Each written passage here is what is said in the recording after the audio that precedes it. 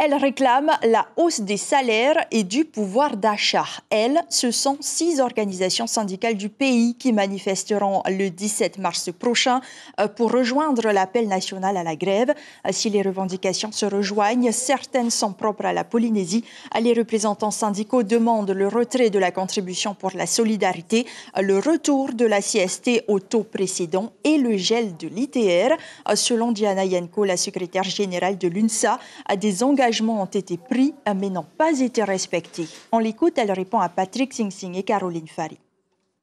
Tous les domaines confondus, la fonction publique en règle générale, puisqu'on a des points fonction publique, et nous avons bien sûr les revendications locales liées à la cherté de la vie et à la baisse du pouvoir d'achat. Pour nous, les fonctionnaires, c'est notre dossier ITR. En 2008, des engagements ont été pris par l'État.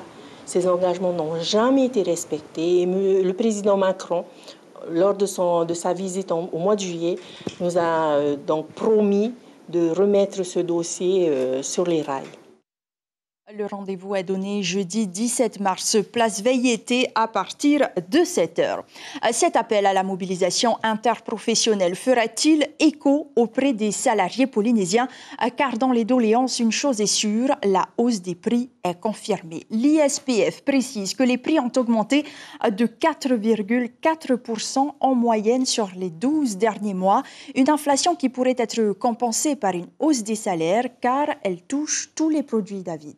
Et oui, Ayata, ce sont les produits alimentaires et les boissons non alcoolisées majoritairement avec une hausse de plus de 5% dans ce domaine dans la globalité sur une période d'1 an.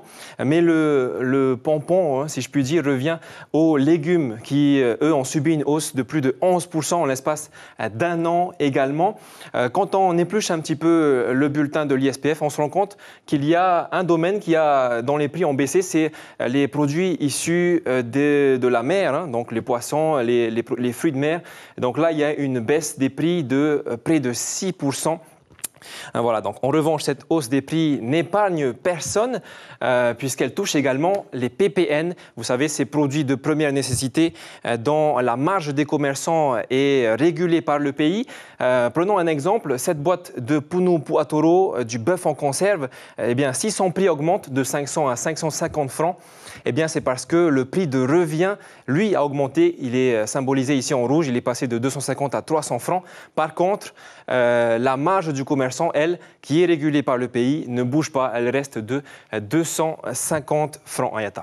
Mais le secteur alimentaire n'est pas le seul touché. Il y a aussi tout ce qui est en rapport avec le logement. Tout à fait.